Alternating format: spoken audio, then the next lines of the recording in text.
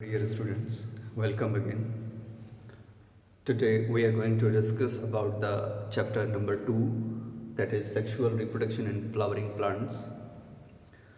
And this is the first part of that chapter. So let's start without delay. Okay. Is it visible to all? Okay, let's start. Sexual reproduction in flowering plants. Flowering plants are the amazing creature of the nature because they have flowers that are very fascinating part of the plants.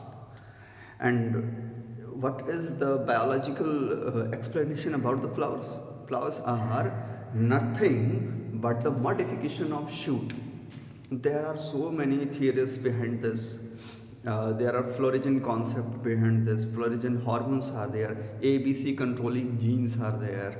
ABC homeotic genes. You know all about this. So this is not the matter how genes control this. इसके लिए मैं अलग से एक lecture upload करूँगा.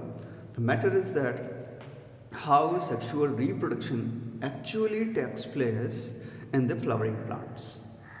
Flowering plants are the fascinating and most diverse nowadays as it is recently evolved like human beings. So in flowering plants, the introduction of flower is one of the important aspect. So this is a flower. This is a flower. Now a flower always consists of some essential and some non-essential parts. Essential and non-essential parts. Essential parts are those parts which are usually involved or must involved in the process of reproduction, sexual reproduction, whereas non-essential parts or non-essential parts are those parts which have no have no particular role in the sexual reproduction. They only are helping type of structures, and without them fertilization also possible. Therefore they are non-essential parts. The lowermost part from the branches, that is the part of stem which bear the flower, is called pedicel. This is called pedicel, and just above the pedicel there is a bulging part. This part is a bulged part. See this? This is a bulged part like thalamus. This is called receptacle. This is called receptacle. It bears the flowers or a single flower. Just above the receptacle, a green, normally it is green in 95% genera of the plants, a part which protect the flower in bud form. जब flower bud के form में होता है तो protection का काम करता है, and this is known as sepal. The total number of sepal or the whole of sepal, the wholes of the sepal is known as calyx. You have studied it earlier in class 11th. Okay. Then above the sepal there is a colorful portion. This red one is colorful portion, and this is called petal, and the whole of petal is called corolla. Yes, you may also know about the estivations of these structures: sepal, petal, endocyme and gynocyme estivations and their arrangements in the flowers. There are so many different type of arrangements. You have studied it earlier in class 11th. That's why I am not going in deep about these structures. Okay. So this is the petal. Now a structure which have a long, although it have long, but maybe a short stamen also there, and maybe without a stamen sometimes. So it is a long filament like structure called stamen, and it is a filament, not a stamen. It is filament. Okay. And the bulged or ovoid part at the top called anther, and both structures together known as stamen. This is the essential part. This is the essential part, and this is also known as male reproductive part or microsporophyll. Male reproductive part or microsporophyll, and the whole of one or more than one stamens is known as androecium. Androecium. The next part is the central part that is here, and it is divided into further so many parts, but it is a complete part. It is known as female reproductive part, which consists of stigma, which have a nature to provide a landing platform for the upcoming pollen grains. Okay, so this is stigma, a long tube-like structure known as style, and a oval type of structure, somewhat oval or ovate or bulged type of structure called ovary, and together these are known as carpel. So this female structure is carpel, and the whole of the one carpel or more than one carpel is known as gynosium. Okay, so this is about a flower. You can see this. So this is about the flowers. Now, before we discussing the structure and events of the flowering plants, we must have a look out on a general outline of the life cycle of plants, flowering plants. Okay, so now have a look on a general life cycle of a flowering plant. Starts from here. A mature plant have a flower on their reproductive phase, and this flower become when mature, it produces two types of reproductive structure, male reproductive structure and female reproductive structure. They may be from different flowers or maybe from the same flower. Okay, so a mature complete flower have both parts, male and female parts, that is microsporophyll and megasporophyll.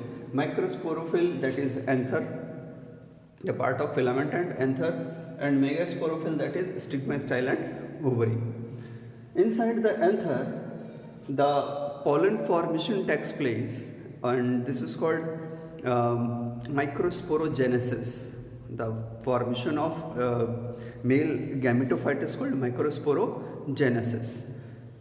So via microsporogenesis, pollen grains are formed, and eventually they become mature, and after maturation of pollen grain, they are released out from the anther. This process is called releasing of pollen grains, and in most of the case of the angiospermic plants, that is flowering plants, pollen grains when releases at their mature stage from the anther, they are two-celled structure. They are two-celled structure, of which one is called, the larger one is called vegetative cell, having a nucleus, vegetative nucleus, and the smaller one with smaller food reserve material called generative cell with a single generative nucleus. And both structures are haploid because they are formed by the process of meiosis.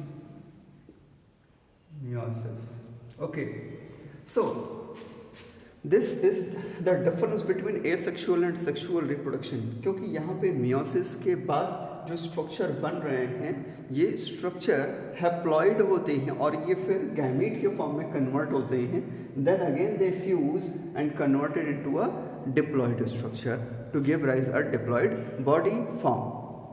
So, on the other hand, ovary also formed, and inside the ovary, a mature female gametophyte, that is called ovule also, ये भी बनता है, and this is the same procedure as this. Means this structure also formed by the process of meiosis. That's why all the cell and nucleus inside the ovule is haploid in the chromosome numbers, that is 3 antipodal cells, and this is the chalaza and two polar nuclei. These are called polar nuclei, and two synergid cells and one egg cell.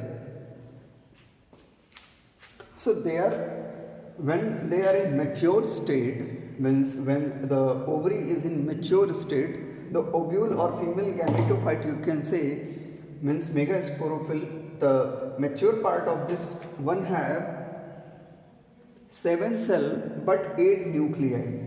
7 cell but 8 nuclei. Now, the process of transfer of pollen grain to the stigma of this structure, that is the female part, is known as pollination. It is known as pollination. So after pollination, this pollen grain reaches to the stigma. On reaching, the chemicals on the surface of pollen grain and this structure, that is stigma, decided that they are compatible or incompatible.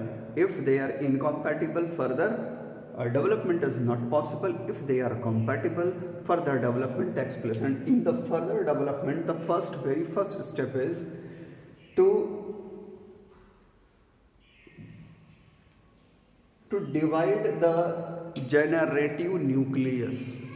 To divide by mitosis the generative nucleus and convert it into now male gamete.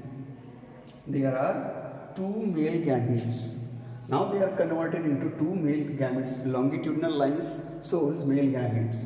And vegetative nucleus now act as tube nucleus, pollen tube nucleus, and a pollen tube grows towards the micropilar end, or you can say towards the lower end. Okay, to this end where synergids are found. So now these moves through the tube and moving up to this site.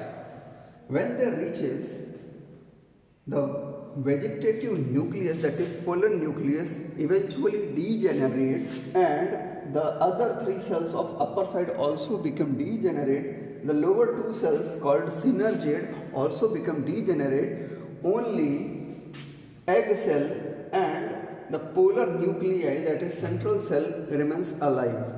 Now, when male gametes reaches here, as you see in the structure, when it reaches here, one male gamete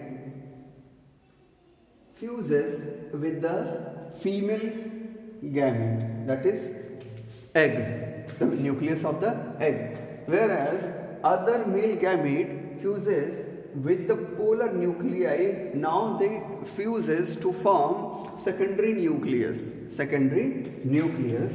and this phenomenon takes place at the same time. Therefore it is known as double fertilization, and this is the peculiar phenomena, the special character of all the flowering plants. So this time fertilization takes 2 times, therefore it is double fertilization. This process where one male gamete and one female gamete fuses, this is called syngamy. This is called syngamy.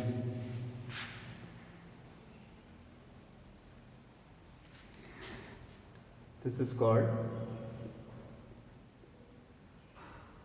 syngamy. And here where one male gamete and secondary nucleus fuses is called triple fusion. It's called triple fusion. And this cell now become 3N, and after syngamy, this cell is also known as zygote. It becomes 2N, that is diploid. Now, after syngamy, zygote development takes place, as a result of which embryo is also formed, and as a result of triple fusion, endosperm development takes place, as now this cell we have as endosperm mother cell. Therefore, must remember that endosperm is always 3N in case of flowering plants. Okay, it is 3n. Since fertilization takes 2 times and it is a simultaneous process, once as a triple fusion and once as a syngamy, this process is called double fertilization.